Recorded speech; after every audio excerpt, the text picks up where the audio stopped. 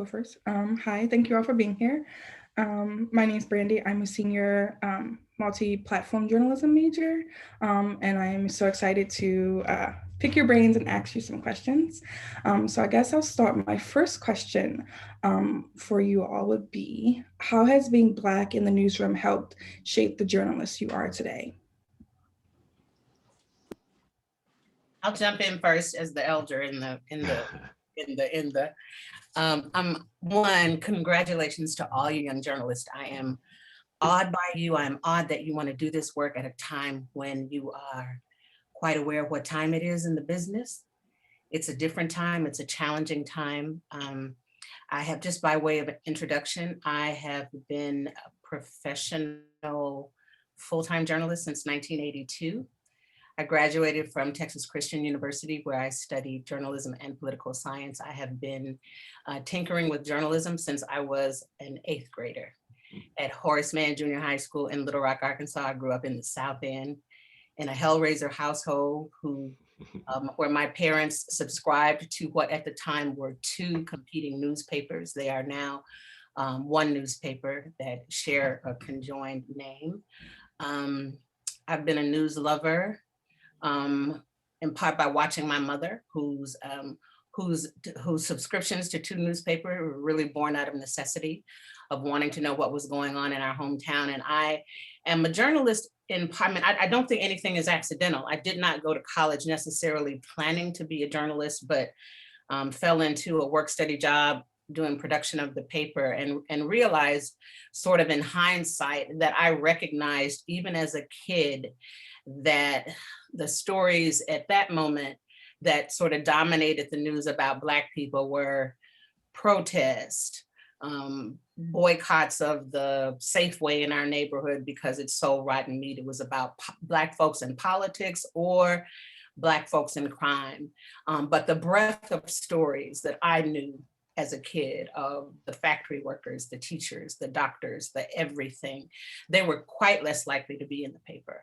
I can remember the first Black reporter at one of my hometown newspapers who was a sports columnist. We happened to go to the same church at the time. And just for additional perspective, I was just a few weeks ago on a panel with journalists who made history in Arkansas covering in 1957 what was the desegregation of Central High School. And part of our discussion, there were these 2 older white dudes, beautiful, wonderful journalists, one now living and working in Europe, but still, both are retired officially. But the reality that back then, the only Black people covering that riot were Black journalists, right? Including one who got his ass whooped in the middle of these protests, if you take time to sort of look at the tapes. And so here we are in 2020 having this same discussion about Blacks in journalism. And I'm gonna shut up in a minute so my Jason and Britt might talk. I have one of my dearest editors is Dennis Bell, who used to say all the time, it would be wonderful if we could simply practice craft and not worry about these sort of sidebars on how to practice craft as people of color, not just as Black people, but as people of color who often want to do stories about people of color. So, and what was your question, baby? I don't even know if I answered it. What was your question? My question was, how has being Black in the newsroom helped shape the journalist you are today? So all of what I just said, like, now I'm a freelancer, and for the most part, I do work that I want to do. I try not to accept assignments that I don't want to accept. But being Black in a newsroom was precisely what I just said. It was doing the work, sometimes agitating for the work. The last full-time gig I had was at Newsday in New York. I took the last good voluntary buyout in 2006, but my very first year on that job, when it came to my 6 months, and this we're talking 1990, it came to my 6 months review, and I at the time I was low level on the totem pole. I was one of the town reporters, which was the lowest you could be at what was a giant, was the 6th largest newspaper in the country, Pulitzer winner, all of that. And my editor, I covered a town, thankfully one of the most racially and economically diverse and largest towns on Long Island. But he asked me once when I was going to write about people who were not Puerto Rican and Black. And I looked at him and I said, do you ask white people that question? So, the journey is that I deal with sort of less of that now because I am a freelancer and also because I'm a veteran. But I think some of the challenges very much still remain. I think for me, it's evolved some. When I first started, I was in Dover, Delaware. I was working in the bureau, and I think I was just happy to be in the room. I was happy to just have a job, to be honest with you. Maryland was a rebirth of me a little bit. I went into Maryland to be a biology major and found out in my junior year that me and biology just weren't going to get along. And so journalism found me. So I think when I first got there in Dover at WBOC, I was just happy to be there. And I was like, I'm gonna keep my head to the ground, I'll be quiet and do my job, go home and be happy with it. And I think that over the years, I've found my voice because I understood how important it was for me to be in the room. When I was first came down to the main station in Salisbury, it was just me. I don't think that there was another reporter at the time, Black male, in the room. And then as it progressed, I think there were two Black women along the way. And I think that I was fearful. I didn't want to lose my job. And so I kept quiet. And if you want me to do a story, I did the story. I did the best thing I could. Now at WBAL, 20 years later, I work on a show on Sundays where I work to make sure that a Black voice is heard. I don't think that I knew when I did a Man on the Street interview as a young reporter, the importance of a diversity of opinion. I made sure I got some person on one side, I got somebody on the other side. Now it's good to go. But I think I didn't really understand that understanding the experience of different people in the same exact town, how important it was to tell that story. Sitting in a school board meeting, young Jason was sitting in a school board meeting, and sure, everybody wants, whatever they're fighting for that day, and I moved along.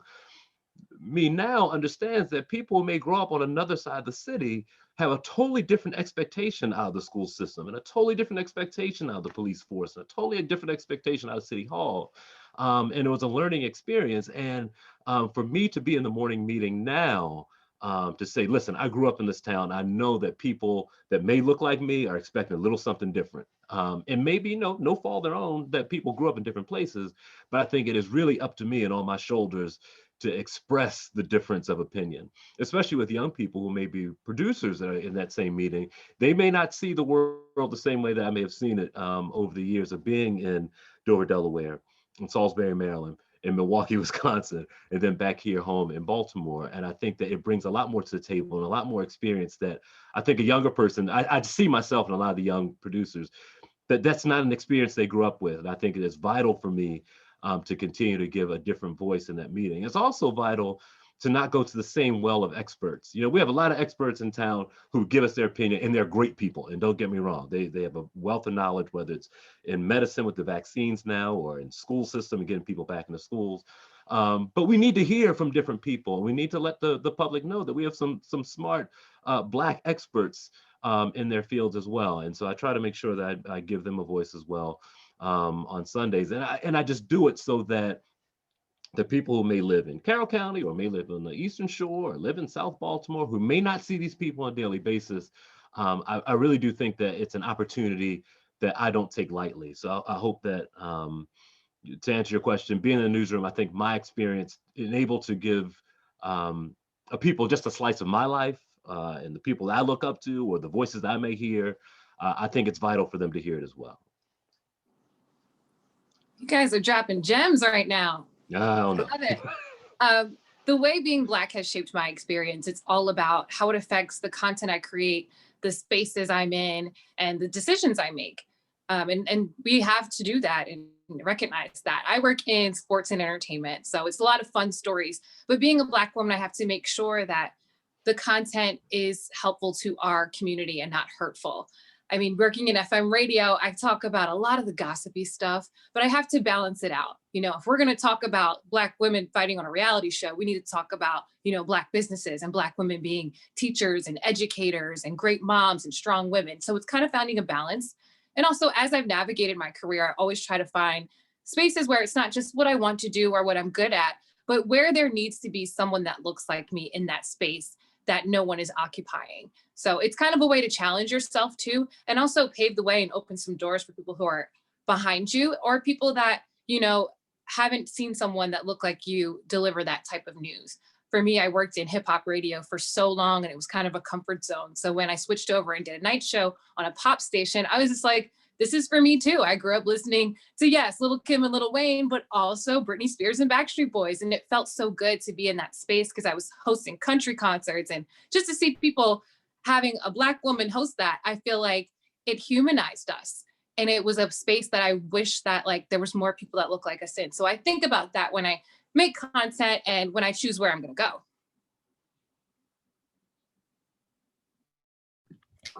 Hi, everyone. My name is April Howard. I'm a senior broadcast journalism major, and I'm looking forward as well to asking you all questions. And my first question for you all is, the journalism industry, or the media industry as a whole, is kind of hard to break into. What challenges would you say are specific to like Black people and breaking into this industry? Because that's another layer on top of just trying to break into the industry. Oh, I don't know. Yeah, it's such a weird industry because, especially with TV at least, because a news director and I feel like general manager, they know what they're looking for. No other industry can you go looking for this particular person. We had let's say you had an Asian male anchor leave, they may try to fill that spot with someone that's similar. And sometimes it still holds and sometimes it doesn't. I think that right now, the most important thing for anybody looking for a job is that it is so multifaceted. I always tell groups right now when I talk to them that the biggest foe right now is your cell phone, because anybody on the street can do exactly what you're doing. You can shoot a story, you can edit a story, you can broadcast a story, and you never have to touch a television station. And I think that being adept and learning all the tools that come from that and social media and all that kind of stuff, I think for someone my age, it had very little importance, didn't exist. And now, I think it's very important. On top of that, I just think that experiences are what build you. Internship, I think, will always be the number one passport that you need to get stamped on the way in. I just feel like, one, for you, it not only tells you what you really like and what you might be into, but it'll tell you what you really hate. I mean, it'll really tell you the job that you don't want to do. You may want to be a reporter and you see the stuff they do 24/7. You're like, hey, no way in hell I want to do that. But you may see somebody on assignment desk and making the calls and being active about it, and going through the day and setting people up for a great day. You may say that's what I want to do. Or you may see a producer putting the story together and say, I want to put that puzzle piece together. Or you may see the reporter and photographer team and really realize that is, that's me. And I keep telling students, just do as many as you possibly can that you financially can throughout your tenure as a student, because I really think that ends up shaping you as a journalist in the future. It gives you a chance to see how the machine works, and then it gives you a chance to actually try to do it. And another thing I always tell students is, do not leave any internship empty-handed. Don't leave there without having something on tape. Don't leave there without writing something.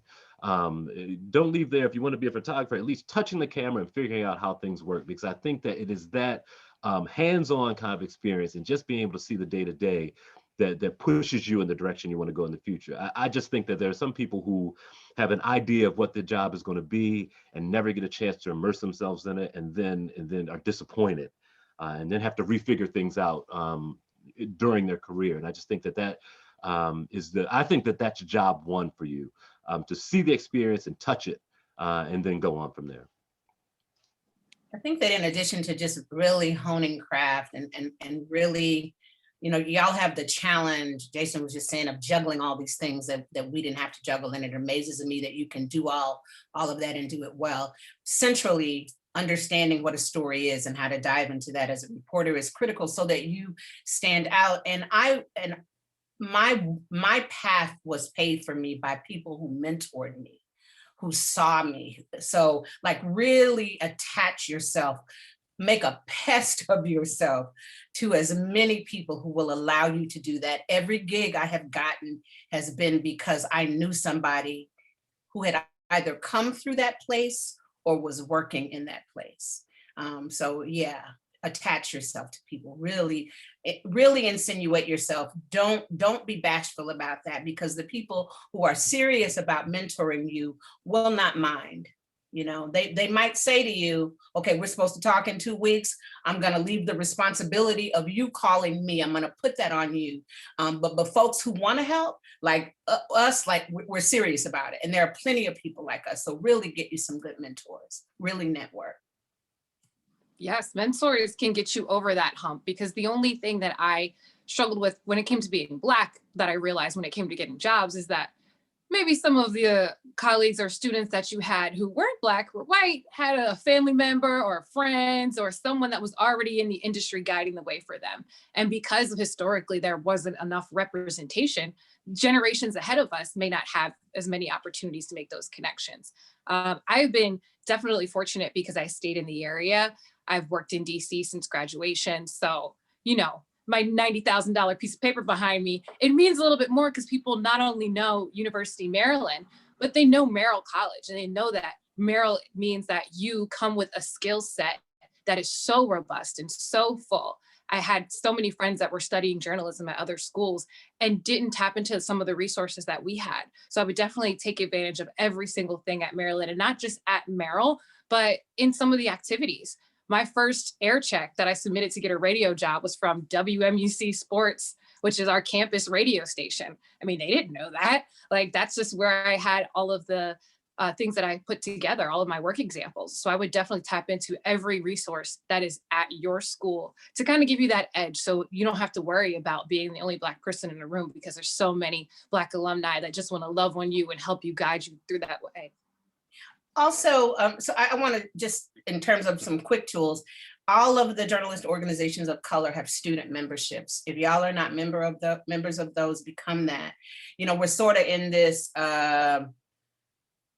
alleged racial moment of racial reckoning. I think it's a time where, you know, y'all are sort of fortunate to be here in a moment where there are newsrooms that are looking both for full-time staffers of color and for people who may come out and spend some time freelancing, because that's just a reality in this climate, you know, who are also looking for freelancers. So look for those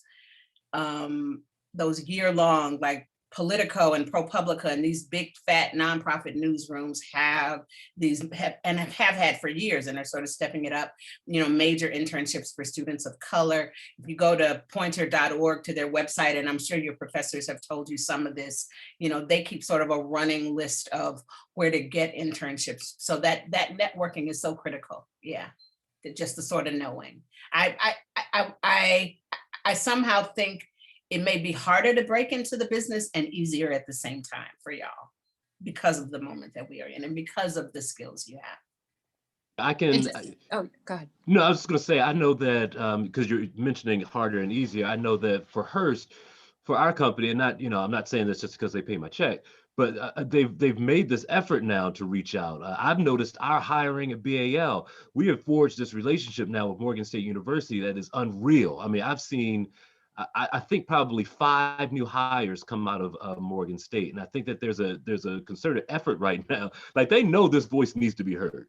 And I think they're trying to figure out where they're going to stand. I think they know where they're going to stand as far as history goes right now. And I think they know that, you know, there are young people who are anxious to be a part of this industry. And it's a resource that I don't know if by choice wasn't looked at, or maybe just, you know, maybe the pipeline was working one way for 100 years or whatever. And now they decided that, you know what, we've got some great prospects that we could be pulling our way. And they put in some effort right now to find some of this young talent. So, you know, like you're saying, this might be a good moment. And so don't let it pass you by, even if you feel like you're not skilled enough right now. You know, I haven't done enough. I don't have enough tapes. I don't have enough clips. Just fill out the application and show up and show them what you're about. And I think you might be surprised what may pay off. It may not, maybe it's not the job you wanted, maybe it's not the internship you wanted, but there may be something there for you within the industry.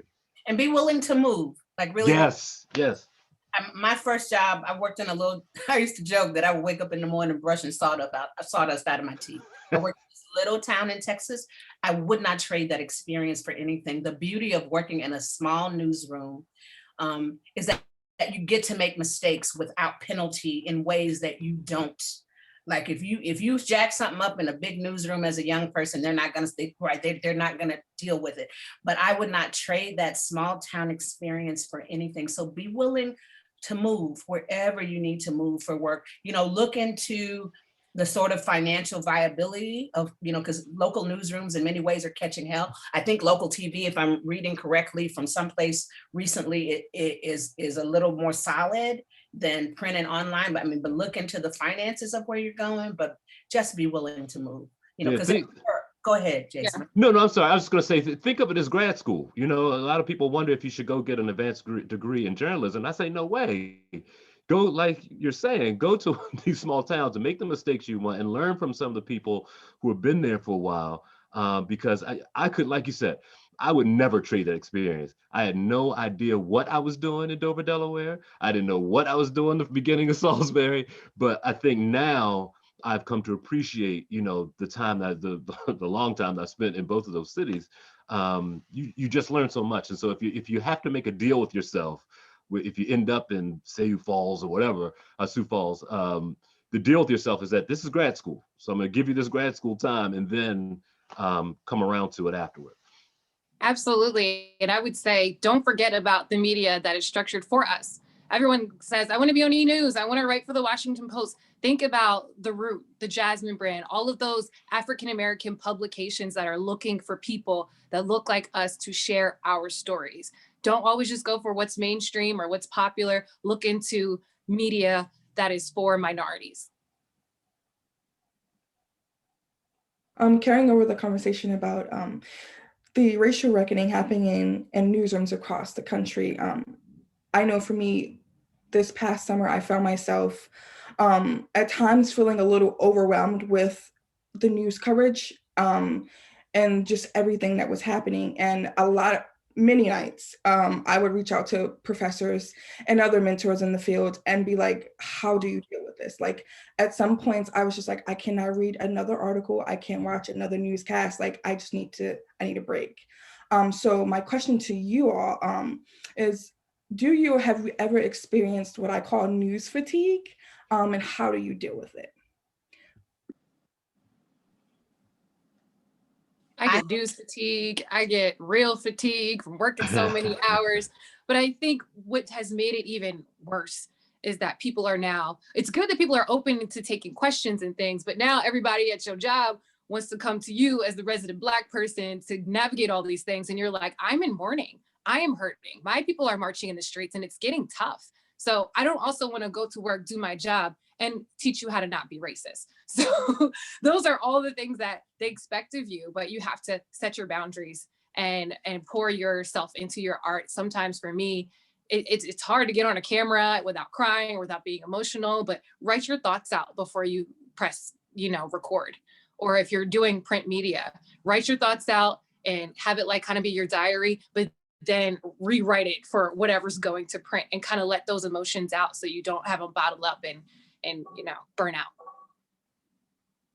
I think it's important to have that detachment. So one of the things I see, so I met Kanita at the Urban Journalism Workshop at NYU that I've been directing for several years. And every year these amazing high school journalists of color come in, 20 of them. And I'm like, we're not doing opinion. We're not doing any of that. We're going to learn journalism. They come with such amazing, beautiful passions about community. And that, I think when you're a college student, you're more immersed in that. I think as you mature as a journalist, you'll be able to have a detachment. Like this year has been crazy, right? Like there are moments when I have to turn off the news entirely because I'm shouting at it, or like I don't want to see the replay of this insurrection and I don't want to do that. But you really can't afford too much of that, right? So you just, oh, this is so tough, like, right? You're a journalist first, if I can say that. It's not that your emotions do not matter, because they do, but because there are still, particularly of young people who are trying to figure their way, there can be these presumptions about us that we cannot do the work without allegiance, without detachment, without cheerleading. And so I'm rambling, but we have to compartmentalize. Like, first and foremost, you just got to do the work. You need to cry, go in the bathroom, close the stall. That's what my sister told me when I got my first job. Don't let them see you sweat, right? Just try to do your work so that you can avoid being labeled professionally. Like, there's a time straight up to raise hell. But as a young person, as you're learning, as you're trying to show that, be careful about your battles. Learn craft first. Like, that was one of the things I struggled with initially. Like, at a certain point, I had to recognize that I had not earned the right to talk shit yet. Can I cuss on here? Like, I hadn't earned that right. So earn that right first. Do the work. Stay detached. Don't let them see you sweat. Practice good self-care, especially right now. You know, especially if you're a student journalist who's out there doing the work. If you spent part of the year doing that, you know, safety first of your body and your mind. Practice good self-care. But yeah. Jason, jump in, because I can go forever. Well, I'll say this. I'll say that, and you're right about detachment. I think that you have to find something at home, I think, to take you away. You know, whether it's me, I picked up cycling. I don't know why. I only rode a bike around the block as a kid, and now I'm all in. But I tell you what, it's my sanctuary. There's nothing better than the wind whistling by me and, you know, feeling like I'm fast. So I know I'm the slowest one out there, but you gotta, you know, you have to find a way to step away for a little bit. I have only cried twice about a story, and it wasn't at work, but it was at home. You know, after the morning show, you know, I'll watch the evening news or whatever from our station, watching the Rite Aid burn here in Baltimore at North and Penn, because my grandmother's house, it was not far from there. And it was all these dudes that looked like me. And I didn't know what I felt. You know, I had so many. I was mad that they were burning it. I was mad that we're in this situation. I was mad that I knew I was going to be down there the next day. I was mad because I struggle with some days where I don't think I'm doing enough. And then I'm like, well, you can't blame yourself. You know, you just go through all this stuff. And then the second time, it was the kneeling controversy, because I felt like people weren't hearing us. I felt like it was being just being twisted and turned and so ugly. And then a coworker told me and said, well, I agree with what the opposition is saying, because my father was military. And I can't say, this isn't about the military. And so there were just these moments where you well up and you sit there and you have your cry, and you should have your cry. Like, I talk to my buddy and we go back and forth about talking to counselors, or, you know, talking to each other about it. And as Black men, we do neither, which is that's answer C. It's like, why would you do C? You have viable things at A and B. And I'm a rambler too, so I'm sorry. I think that I guess what the point I'm getting to is, it is very easy to come home and not deal with it, and not sort it out in your head. But why put yourself through it? Go ahead and have the tough conversation with yourself and find your outlet. And while you're in your outlet and while the wind is whistling a little bit, work it out a little bit. And then if you have a buddy who is your trusted friend, who I always say has your personal vault, talk to the vault for a little bit and let that out, because you probably experience the same exact thing.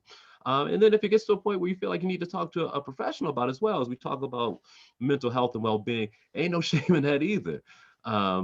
And so I just feel like, as young people, this is a perfect starting point to hear that from us, to know that as you do detach, yes, get your job done first, get your paycheck every other Friday, come in and because you're going to have to work on your worst of days anyway.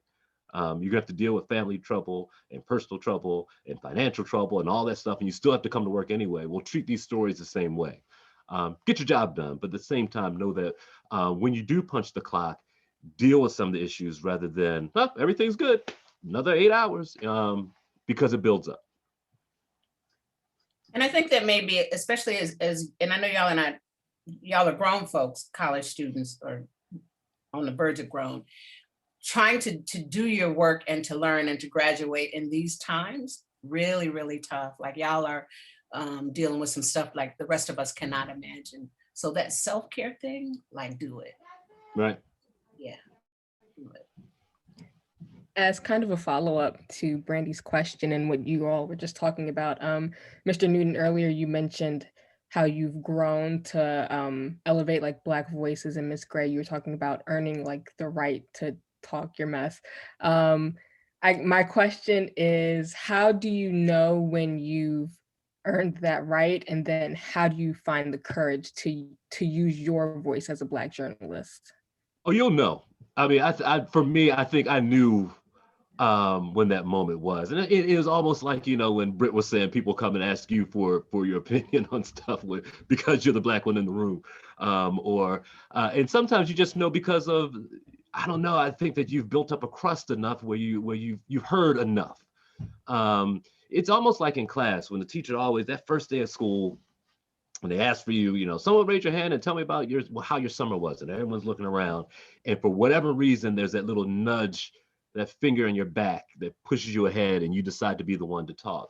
And it's the same one. You know, sometimes maybe you're fed up enough, or maybe, like, you know, you've heard enough dumb opinions on something that you're the one that knows the issues about, that you decide to speak up. Or maybe it's just, you know, your time has come. But for me, and it's just for me personally, I just knew. I knew when I came into BAL, which is my third job, that I had it. And I think I probably didn't really realize it until the beginning of my second job in Milwaukee, where I just felt like either, and I would always say to kids at schools, like, do you want the news to happen to you? Do you want things that happen to you around you? Or do you want to be part of the decision making?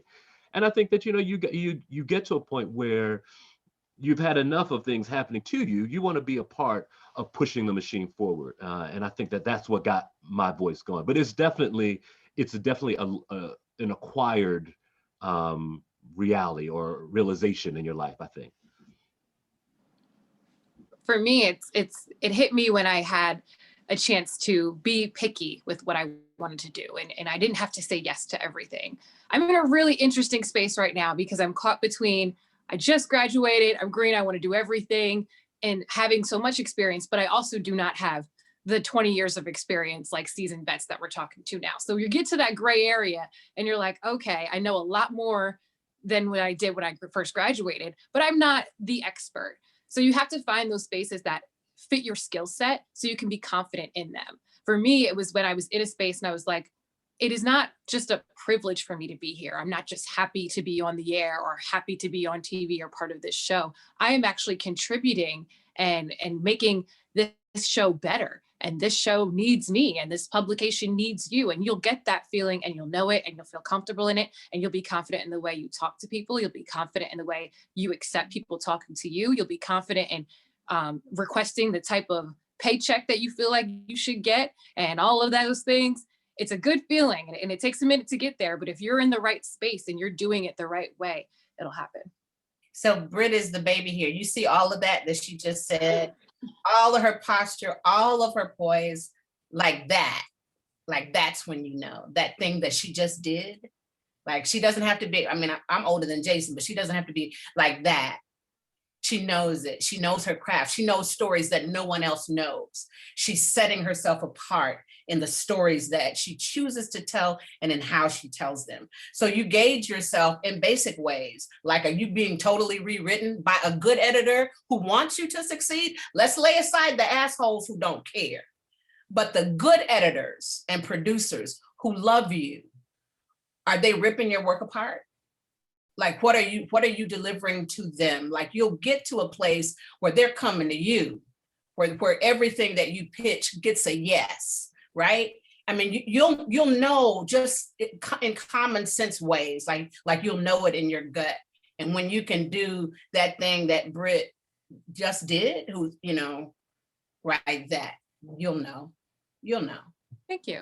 You're welcome. Welcome.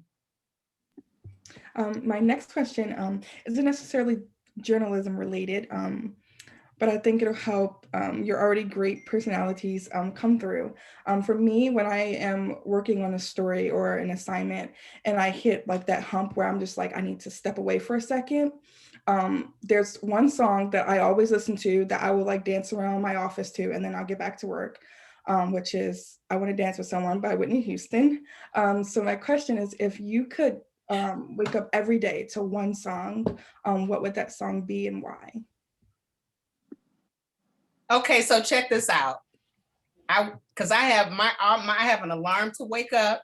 I have an alarm to start my work. I have an alarm to quit my work. I have an alarm to go to bed at night. So my songs are right now. I forget the one that I wake up to. It's very prayerful gospel, but the one that I clock myself because I am a freelancer, and a freelancer will cook some chicken, right, wash some clothes. So I have to clock myself. So at 9 o'clock, when I go into Toggle, my time manager, I have a song. It's called "This Week Will Be a Week of Miracles." Like I'm gonna tear this. I'm gonna tear it, like right. So my stop working at 5 o'clock, which I almost always pull through, is "Let Me Clear My Throat." Right, come on, right? Yeah. I love it. Rotation. I can't top that. Like you left me zero room here to do anything about anything. You know what? Brandie, there's so many I love. Like anything Stevie Wonder, I would definitely be just fine with that. I don't know. I guess I have to say anything Stevie Wonder, I'll go with. I grew up in a house with my father you could only listen to jazz or the blues in the house, and that was it in his car. That was if you switched the station, he knew you touched. It's like he knew your fingerprints were on the buttons, so he automatically switch it back to WEAA here in Baltimore or WPFW in DC. So anything jazz related, I'm good with that too. But yeah, I guess Stevie Wonder have to be there, or Tribe Called Quest. That could do it for me as well. I'm with you on the Tribe Called. Okay, all right. Those are great. Let me clear my throat, because that depression them. Come on. Well, listen. I think I'm gonna take a ticket from your booking. I'm gonna put that on tonight. Well, here's the thing about "Let Me Clear My Throat." In Ellicott Dining Hall, there used to be a jukebox in there, which I'm sure does not exist at all. But "Let Me Clear My Throat," that will play, I'm telling you, once every 30 minutes. So when I hear that, it takes me back to greasy pizza, French fries. Right. It's a great song. Yes. For me, oh my gosh, I'm trying to think of a song that's not explicit, but sorry. So everyone says if you're a Kanye fan, you're a fan of yourself because he's so obsessed with himself. So when I wake up, I listen to Kanye Power and make myself feel like I'm Kanye. I'm a host for the Wizards and the Mystics, the two NBA and WNBA teams. So it's kind of like you got to get in game mode. And just like the players have a playlist, I need a playlist to get excited, especially if, it's been a tough road with the season. So then I turn to Dreams and Nightmares from Meek Mill. I think that song is just so motivational. He was in jail and it was playing at the Super Bowl. I was like, this is crazy. His story is crazy. I love it. And then if I need like motivation, you said when you get caught in a rut, Britney Spears' Work Bitch. She literally just tells you to get up. She's like, do you want a hot body? Do you want a Maserati? Then you better work. And it makes you feel like, oh, I better get to work, or else I'm not going to get that Maserati in that body. I think my playlist on I'm gonna have to add those to my playlist, Britt. Yeah, my Spotify playlist is definitely going to change. On a completely different note, that was a very good question, Brandie. Very interesting to hear your answers. Earlier, you all spoke about having mentors, and I just how have you gone about like reaching out to different people for mentorship? And how, you guys did kind of touch on it earlier, but like how impactful has it been to have Black mentors in this industry? It's meant everything. And I will say this first, your mentors don't have to be Black. The first person to see me, and what you want is people who see you, right? You want to have that level of promise. So the first person to see me was an adjunct professor at my college. I went to school at Texas Christian University. Jack Butler was an old white dude on the editorial page. He was the editorial page editor of the Fort Worth Star-Telegram. He said, I want you to meet some people, come have lunch, right? So you want people, and I wound up the next year getting an internship in their Washington bureau, right? So you want to be fly enough that people see you. Like Kanita is mine because that thing was fired that summer that she was at my workshop. Like I wanted her. And it's also okay. This past summer, one of the kids, we did our workshop virtually. She wrote me a text, an email afterwards. She said, "Miss Gray, would you mentor me?" I said, "Of course." So however you want to do it, it's not hard. Don't be afraid, because the people who say yes to you, they're going to be cool with it. And sometimes coming off of that, it's not always formal. You think of, there's no application for somebody to be your mentor. And when you are seen, I think that it's almost like a secret handshake. It's like that, you know that this is going to be the person that's connected to you. So for instance, for me at Maryland, it was Dr. Thornton, who has since passed away, and Sue Copeland, who I don't know what they saw when I first got there. I wish I had looked in the same mirror that they were looking through, but they saw something in me and they stuck by me. Sue, I still, update her about my kids, my family, and my work. I've asked her questions about taking a job or not taking a job.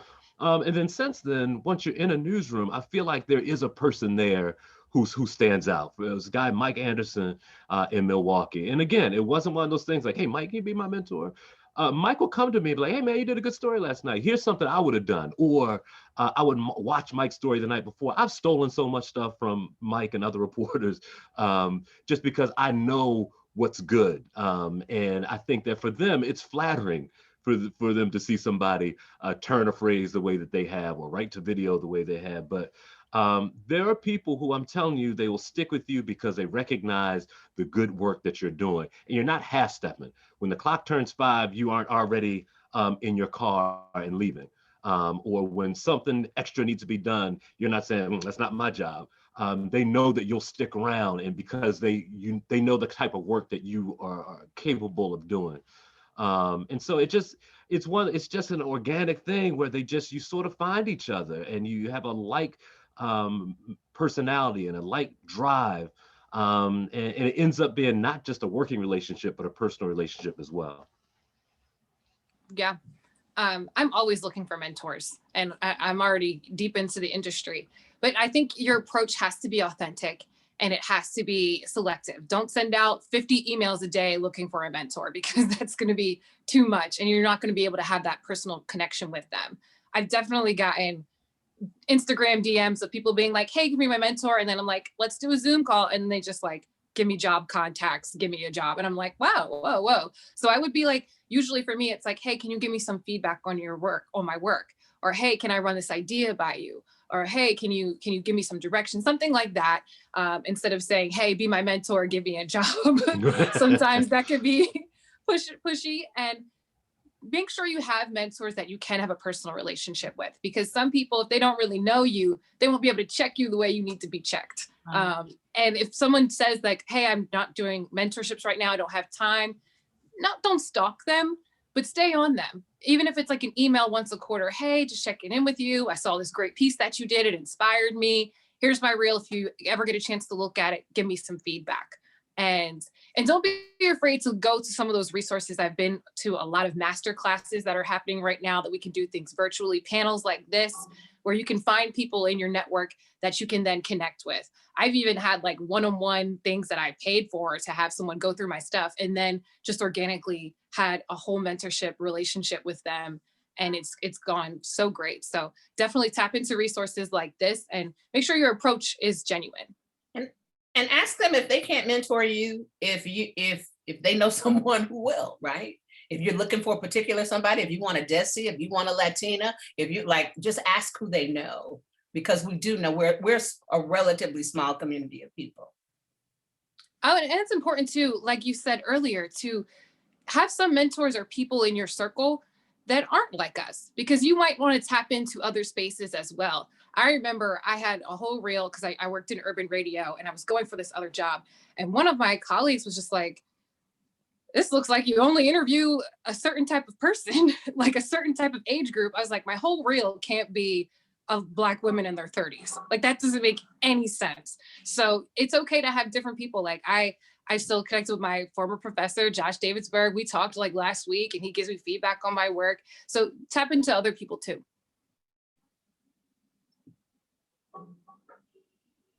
So I'll follow up with that and ask, if you are willing to share, at the beginning of your careers, was there a teachable moment that kind of turned that light bulb on, or was like your aha moment? So for me, my second job, I spent 3 years in that little town in Texas. And then my second job was at the Fort Worth Star Telegram, where I had been, an intern many years ago, but it was a huge paper at the time. And after my internship, I really didn't have the skills to work at that big place. Anyhow, I had an editor who I found out sometime later terrorized a bunch of people. I was a paranoid Black, a paranoid, angry, hell-raising Black who resisted almost everything he tried to. We had just a bad relationship. I got a couple of reviews that were not all of that. And when it was, for me, this young, very promising, bright Black person, pretty devastating. But my aha moment, like I'm going through all of this and trying to figure it out and make my way. And I said, pretend that every critique and criticism they have of you is correct and build from there. And that switched something for me. I mean, I just sort of did some growing and made some leaps that grew out of my teachability. And I think that's important for the life, for your whole time in this craft, that you remain teachable. I love great editors, right? I love people who make my work better, but don't, and I find that young people often don't want their copy messed with. They don't want their video tampered with. They don't want their, be teachable. Like don't be so wedded to your work that you don't see where you have room to really get better. I was trying to think of something as aha moments. I think that it was the moment where someone who I admired professionally sent me a written note about a story that I'd done. And I can't even remember what the story was at the time, but I knew that getting a compliment out of this person just didn't happen. And I think then I felt an obligation to not let that person down. And I wanted to work that much harder. I want another note from this dude. I was like, man, you're going to send me another postcard or something about something I've done. And so I think that was a moment for me, at least as far as me working harder and just setting a bar for myself. But I think another aha moment for me was working in Dover, Delaware, and having to drive the live truck myself out to the location, put the mask up, call back and see if they could see me, and then wait for the photographer. Like, just appreciating the work of other people and knowing that, all these other jobs that are going on are just as vital as what I'm about to say on TV. If one of these, cogs in the machine goes down, it is detrimental to all of us. So I had a guy, Steve Hammond, who was a great guy, another mentor, worked at WBOC, and he always described what we did as a ballet or as a symphony, that we all had a role. And if one person is left out, it is noticeably absent. And I think when I got to the point of appreciating that the assignment editor, the producer, the director, the floor director, and appreciating each of their jobs, I think that's when a light went off, like, oh, we're all in this thing together. If it goes down, we're all going down. And it made me work that much harder to make sure the product was the best product I had. Like, I'm not going to be the one to play the sour note. And if I have anything to help you to keep your note on tune as well, I'm going to do that as well. I'm going to try to help you. And I think that's what has driven me, I think, over the years.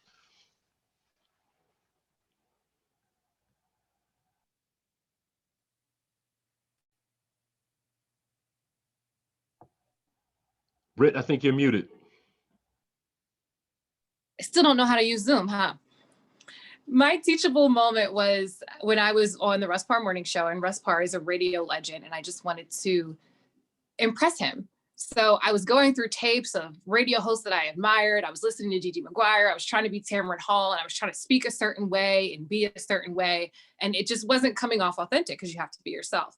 So I did the story on air, and it was whatever. And then later on, he was like, I wasn't paying attention. Let me hear you that story again. What did you say? He recorded me while I was just talking to him in regular conversation. And he's like, this sounds better than the show you're trying to put on. And ever since that moment, I have always just talked to my audience like I was talking to my mom, instead of trying to be this person. Because in journalism, sometimes it's hard to blend, because you're like, you think that it's about you. It's not about us. It's about the stories we're telling. So instead of trying to get your personality over, think about the story you're trying to tell, and people will fall in love with the way you deliver it as long as you're being genuine. Another aha moment for me was I did play-by-play broadcasting for our sports radio station in school. And some of the athletes, of course, that were Terps, ended up on the professional teams that I now host for. So kind of having a full circle moment, like, hey, I used to announce your big moments in college. Now I'm announcing your same moments in the NBA, and those players will respect you the same way. And it taught me to appreciate where you're at. Don't just feel like because you're not Oprah yet that you haven't made it. You made it because you're doing something you love. And to me, that is like such a big realization, to just be appreciative all the time. My question for you all is, have you ever experienced imposter syndrome? And if so, how do you cope with that? All right, I don't know what imposter syndrome is, so Go tell me. ahead. Yeah, well, I think I do, but go ahead and what do you mean, April?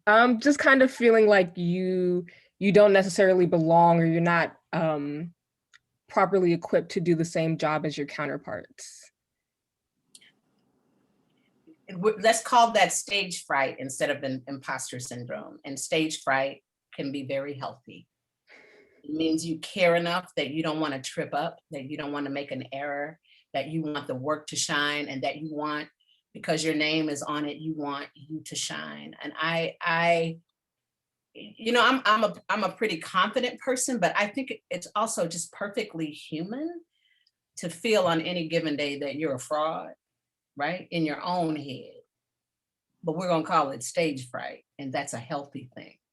So just switch your thinking. You're not an imposter. I would say every day I have that moment where I'm like, oh, am I getting this right? I had an interview the other day, and I remember thinking, I got to be smarter for these people. It was an epidemiologist and someone else who dealing with vaccines and getting through all this COVID stuff. And I'm telling you, I've read every article I possibly could have, and there were some things there were just things I just couldn't get over. I'm sitting there, how am I going to address these people? I just want to, I don't want to ask them something dumb. And then part of me is like, well, just ask them the question you would as a father. Like, what concerns you about this vaccine, or what concerns you about your kids going back to school? Like, people aren't expecting you to know everything. And sometimes I have to get that through my head. Like, people on the other end of the TV aren't watching you because you're brilliant.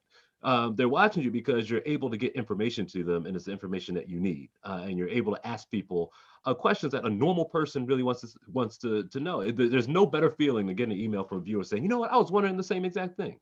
And so I think that's part of getting over the hump.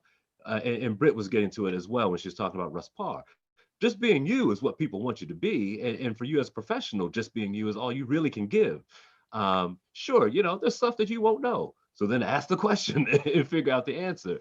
And I think that's part of getting over the stage fright or the imposter syndrome. Also, I think it's really important to remember that journalists are a whole array of personalities and people.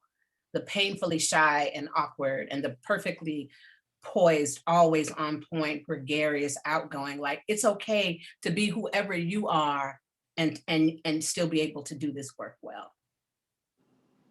Absolutely. And one of the great things about being on TV or doing print or being on the radio is that if people don't like it, they can turn you off, or they cannot read it.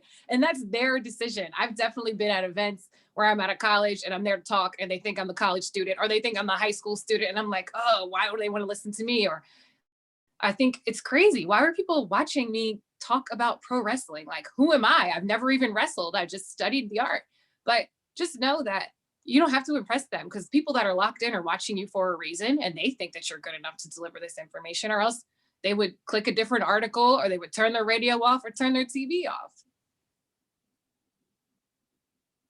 Well, I don't have any more questions for you, but I thank you all again. I feel like the advice that you've given us tonight, I'm like, have they been looking in my journal? Because like some of the questions, I'm like, whoa, you're speaking to my soul here. But it does excite me in my quest to be a journalist, and I look forward to possibly bumping into you guys in the field. Yeah, I second that, Miss Gray. When you talked about not being afraid to move, I personally felt attacked by that, because I'm actually a bit nervous about applying for some local stations out of state. But I also don't have any more questions, and I actually have to hop off for my class at 7. But this has been such a wonderful experience, and I thank each and every one of you for taking the time to talk to us today. It was really fun. Y'all are fabulous. Don't forget that. Yep, I think we leave just as inspired as you guys do. I think we're in good hands with you folks. So we appreciate you. At least I know I appreciate all you're doing there at Merrill, in a building that I never got to even be a student in. I'm still jealous of that. Oh, wow. Thank you guys so much for having me. I learned so much from not just y'all, but the students as well. Go to Bentley's when you can. Yeah. Do it for me. Yeah. Take care, everybody. I put my email in the chat. So for real, meant that. Reach out if you need. Reach out to me at It's Britt Waters. I respond to Instagram more than emails. She's very young. We're so daggone old. Bye, y'all. Have a good one. Bye. Take care. Thank you. Thank Bye-bye. you. Bye. I have